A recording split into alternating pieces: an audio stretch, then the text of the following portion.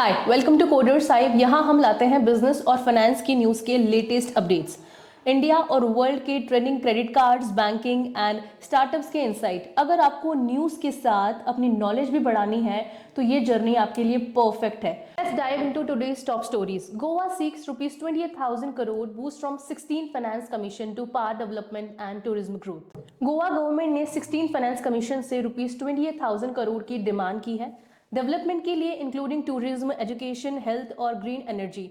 Proposed funds में rupees 70 patch rupees 7,350 crore green energy के लिए, रुपीस 4,160 करोड़ पावर सेक्टर के लिए, रुपीस 5,460 करोड़ पब्लिक वर्क्स के लिए, रुपीस 1,693 करोड़ टूरिज्म के लिए इंक्लूड है। सीएम प्रमोद सावंत ने एम्फेसिस किया कि गोवा, जो हर साल 1 करोड़ से ज्यादा टूरिस्ट अट्रैक्ट करता है, उसके लिए प्रॉपर फंडिंग जरूरी है। स्टेट ने यूनाइटेड फंड्स के शेयर 0.386% से बढ़ाकर 1% करने की डिमांड की। पहले के एलोकेशंस एरिया और पॉपुलेशन के बेसिस पर अनफेयर रहे हैं।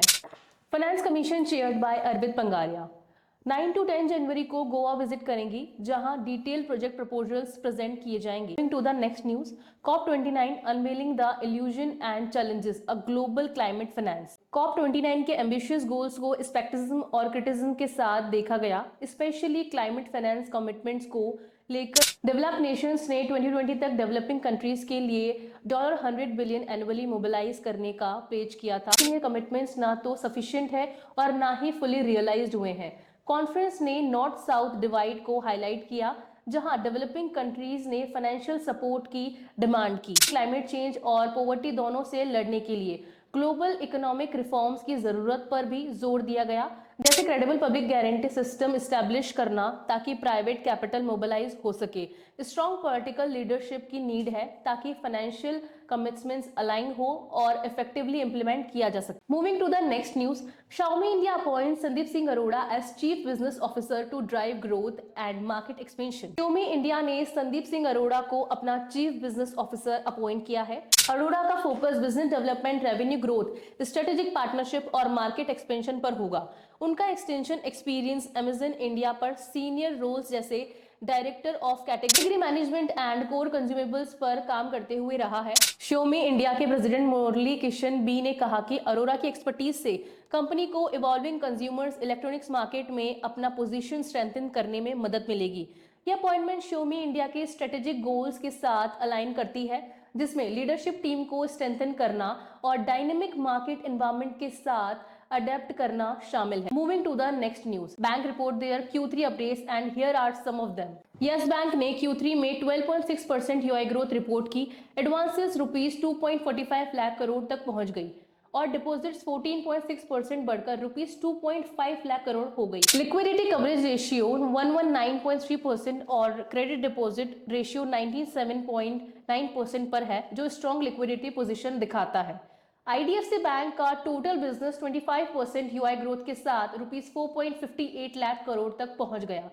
लोन बुक 21.9% बढ़कर रुपीस 2.30 लाख करोड़, डिपॉजिट 28.8% बढ़कर रुपीस 2.27 लाख करोड़ हुई। कासा डिपॉजिट 32.3% बढ़ी और कासा रेशियो 47.8% इंप्रूव हुआ। पीएनबी ने Q3 में डोमेस्टिक डिपॉजिट 14.4% बढ़कर रुपीस 14.75 लाख करोड़ और एडवांसेस 14.1% बढ़कर रुपीस 10.61 लाख करोड़ रिपोर्ट किया। डोमेस्टिक बिजनेस 14.3% यूआई ग्रोथ के साथ रुपीस 25.7 लाख की करोड़ तक एक्सपेंड हुआ। बैंक ऑफ बड़ौदा का ग्लोबल बिजनेस 11.75% यूआई ग्रोथ के साथ रुपीस 25.64 लाख करोड़ तक पहुंच गया, जिसमें एडवांसेस रुपीस 11.72 लाख करोड़ और डिपॉजिट्स रुपीस 13.92 लाख करोड़ तक बढ़ी। डोमेस्टिक एडवांसेस 11.76% और ग्रोथ डिपॉजिट्स 9.23% से ग्रो हुई। To the next news, RBI approves merger of national cooperative bank with Cosmos cooperative bank to boost regional reach. RBI ने national cooperative bank limited NCBL Bengaluru और Cosmos cooperative bank limited Maharashtra के merger को approval दिया है। यह merger 6 जनवरी 2025 से effective होगा, जिसमें एनसीबीएल की ब्रांचेस कॉस्मोस बैंक की ब्रांचेस में कन्वर्ट हो जाएंगी। इस मर्जर का ऑब्जेक्टिव दोनों बैंक्स की ऑपरेशनल एफिशिएंसी इंप्रूव करना और मार्केट रीच एक्सपेंड करना है। मेंबर्स और कस्टमर्स को ज्यादा सर्विस के बेनिफिट मिलेगा। दोनों रीजन के कंबाइंड नेटवर्क के थ्रू। ये मर्जर कॉस्मोस बैंक को बेंगलुरु में अपनी प्रेजेंस स्ट्रेंथन करने का मौका देगा, जबकि एनसीपीएल महाराष्ट्र में अपना फुटप्रिंट एक्सपेंड करेगा। ये fintech trends to watch in 2025, regulation, mergers, crypto, AI and financial inclusion. नई एडमिनिस्ट्रेशन आने के साथ फिनटेक कंपनीज के लिए कंप्लेंट्स का बर्डन कम हो सकता है, क्योंकि रेगुलेटरी ओवरसाइट रिलैक्स होने की उम्मीद है। फेवरेबल रेगुलेशंस की वजह से मर्जर और एक्विजिशन बढ़ने की संभावना है, जहां कंपनीज स्ट्रेटेजिक पार्टनरशिप और ग्रोथ अपॉर्चुनिटीज ढूंढेगी। Cryptocurrency sector supportive regulations के साथ इनोवेशन और ट्रेडिशनल फाइनेंस सिस्टम में इंटीग्रेशन की तरफ बढ़ेगा।